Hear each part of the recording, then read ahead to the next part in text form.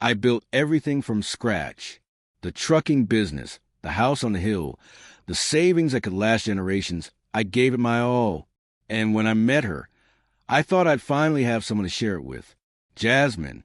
That name still tastes like poison in my mouth. She came into my life like a summer storm, wild, unpredictable, intoxicating. I was 42, she was 29, and for a while, I didn't care what anyone thought. My friends called her a pretty fire that would burn me down. I should have listened. We married after 8 months of whirlwind romance. Jasmine quit her job 2 weeks after the wedding, saying she wanted to build a home. I thought it was love. It was just the start of her plan. I noticed the spending first. Designer bags, weekend spa trips, mysterious yoga retreats that always drained my credit cards.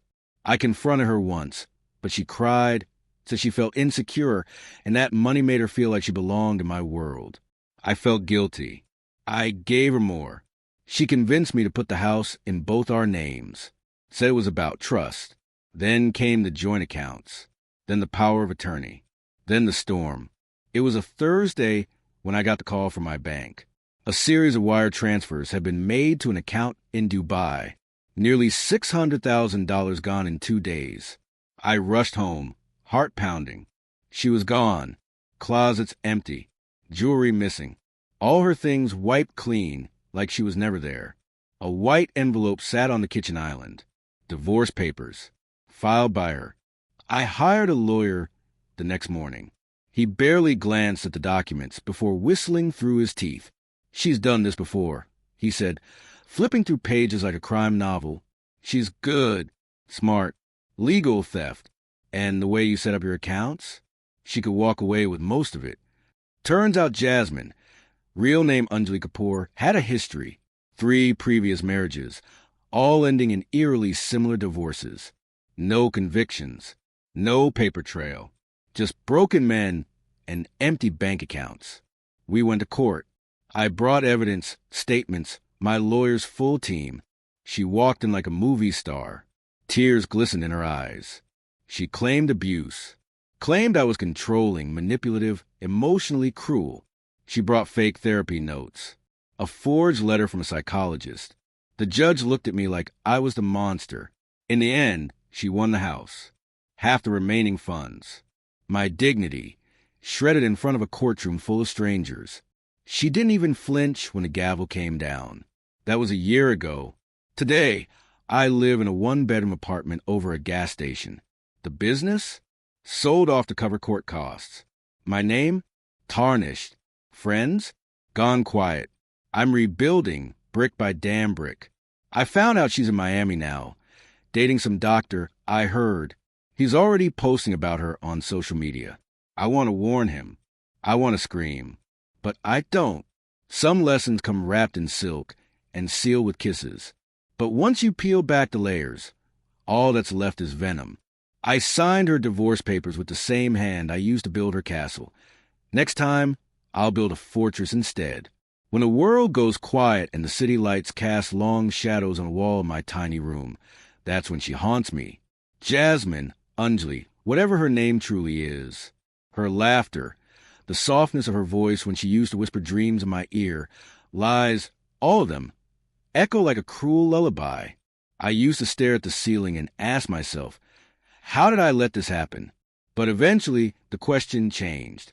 It became, why did she pick me? I got the answer a few weeks ago. A man named Greg Callahan showed up at my door, rough around the edges, eyes full of quiet rage. He was one of her ex-husbands, the one before me, a construction company owner from Idaho. Same story.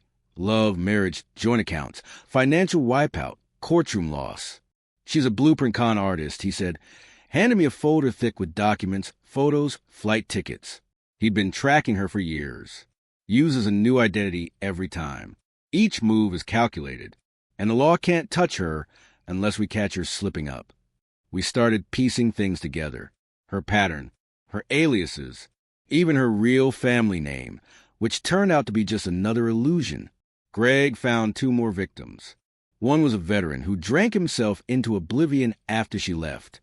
Another disappeared completely. We decided we couldn't wait for the law anymore. A private investigator named Lupe Alvarez joined us. She had no love for women like Jasmine.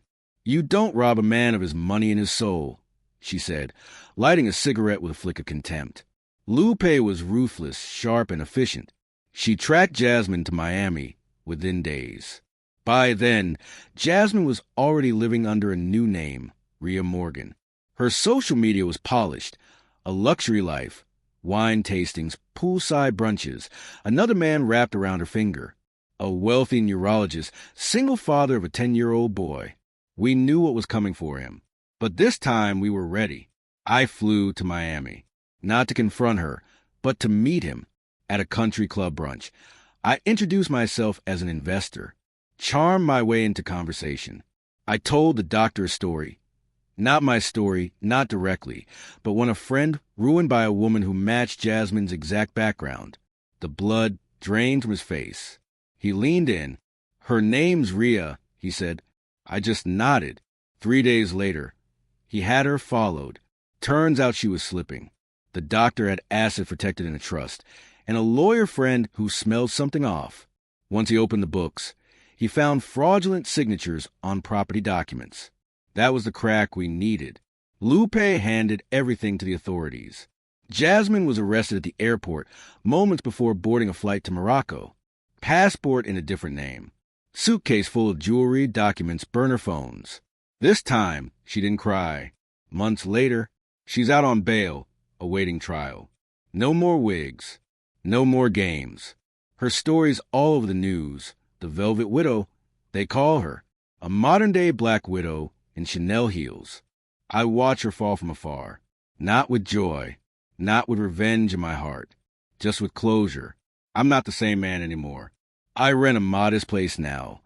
Run a small logistics firm with a few good men I trust. I spend Sundays fixing up old cars with my nephew. I keep a journal. I volunteer. I don't let bitterness rot me from the inside out. Because what Jasmine stole from me wasn't just money. It was belief. But piece by piece, I'm reclaiming that too. She thought she burned my life to the ground. But all she did was clear the land. And now, I'm planning something no thief can ever touch. The courtroom was colder than I remembered. Not the temperature, but the energy. Sterile. Surgical. Like the truth was just another body laid out for dissection. I sat there, watching her walk in. No longer in luxury heels or designer dresses. Jasmine, Anjali, Rhea, whatever name she had left, wore a gray suit issued by the county jail. Her hair, one styled perfection, hung limp. The confident sway in her hips, gone. She barely looked up. But I did. I met her eyes. And for the first time, I didn't see the woman who ruined me. I saw what she truly was. A hollow thing wearing a mask.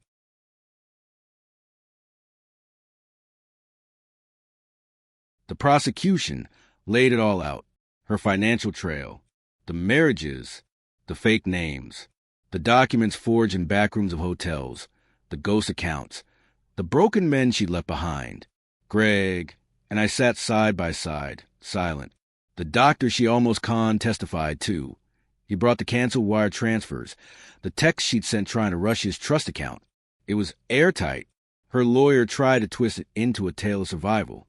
She was a woman trying to protect herself from powerful, manipulative men. But the judge wasn't buying it. Neither was the jury.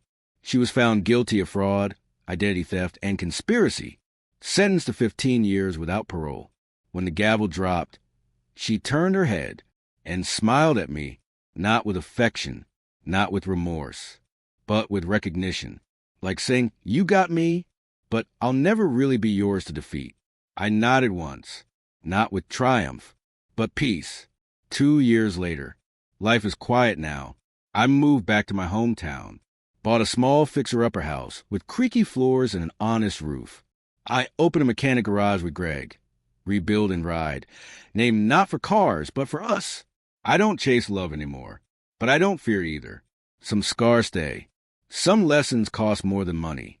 But now, when I look in the mirror, I no longer see a victim. I see a man who survived. Final words. She walked away with everything I had, but she didn't take the one thing that truly mattered. Me.